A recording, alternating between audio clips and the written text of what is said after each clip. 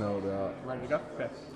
So AJ, it almost looks like a brand new linebacker group over here. I mean, what are some of the differences that really jump at you as you start spring practice here pretty soon? Well, you had really four guys. You got Keyshawn, you got Jordan, you got Zyrus, and you got Martell Hughes, early enrollee. So out of four guys, three of which obviously transfers from different levels, but highly successful. The two mid-major guys were highly successful, and Crook played a lot as a freshman at Arkansas. So right away, the competition definitely stirred up. I'd say the competition in the room is much higher than it was at this time last year, because then you bring back, obviously Kavion played a little, and Tate and Caleb played quite a bit. So it just really, I think, raised the level of competition.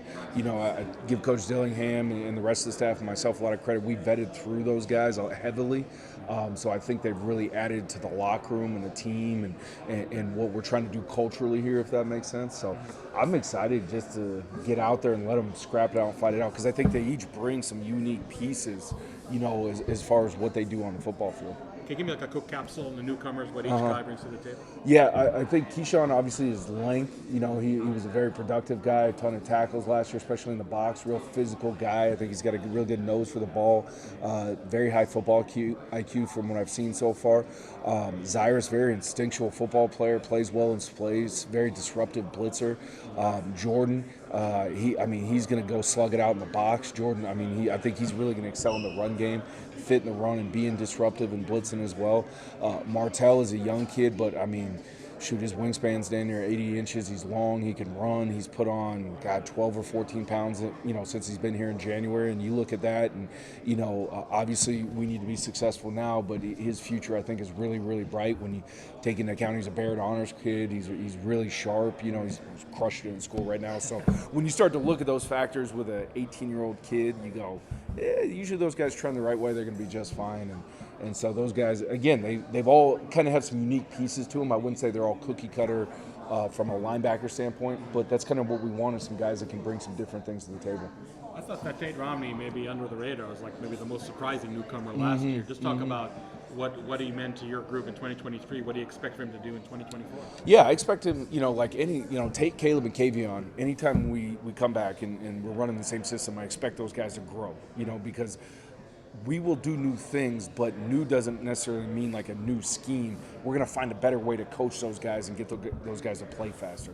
And so you can already see it, whether it's cross-training those guys in another position, finding a better way to coach it, maybe a different technique that works better with those guys. Does that make sense? Yeah. And it's really now like understanding the whys, and now they're being able to teach, and they've done a lot this offseason. They've taught the new guys that. And that's the way I've always wanted to run a room where guys that are experienced are going to teach the newer guys, because anytime you can teach something, you understand it better.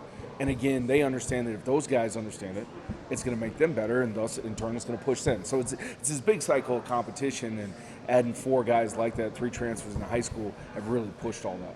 You have like an idea like who's going to be Mike, who's going to be Will when spring practice? Cross-training a couple of the guys. A couple of the guys just kind of leave and put. Crook is focused on Will right now. Cross-training Kavion at Mike and Will. He did mostly Mike last year. Tate's learning some Will. He was a Mike last year. So really the guys that played just one last year that are returning, which would be Tate and Kavion, cross-training him at Will. Caleb did both last year, so continue with that progression. And then with the new guys, I think Keyshawn's shown a very high football IQ. So working him and Zyrus at both, because they're both, I think, real sharp guys. And in their previous system, they had to play multiple positions. You watch the film, we talked to them, and you could see that they'd had to absorb a lot of information, if that makes sense. Yeah. So that's kind of the plan right now. And, obviously once we get out there in the pads and see who can really get comfortable and play fast, that's the ultimate factor, I'm not saying that one group is going to have it tougher than the other in the Big 12. It looks like 12 personnel is all the rage, and that linebackers are busy. No doubt. It is, and like offensive schemes kind of come and go in waves and fads, and, a lot of it's what's having success, what's not having success. So, I don't want to say we have to be ready for everything, but, having multiple good linebackers that can be on the field at once is going to be really important. I mean, like as you watch a Big 12 film, is that really the first thing that really pops out at you, that maybe less spread, less air it out compared to the Pac-12? Yeah, it shows up. Obviously, those schools are going through the similar transitions with the portal and guys graduating, new guys coming in, new coordinators. Some of those schools have new coordinators, so it'll be interesting to see. We've watched some of that. I can't say we're very focused on what we're doing and how we need to get better, And, I can sit here and give you coach speak and say, hey, I just care about what we're going to do tomorrow, right? But we've peeked at some of that stuff and are aware of what people are going to do. And obviously our non-conference opponents, Wyoming's probably going to be a pretty heavy 12 personnel team. Be interested to see what Mississippi State does and Texas State do. Not traditionally what they do, but, you got to be – that's why it's important to give guys base fundamentals and let them play. Because when people show them new stuff or things we haven't prepared for, they have a foundation to work off of.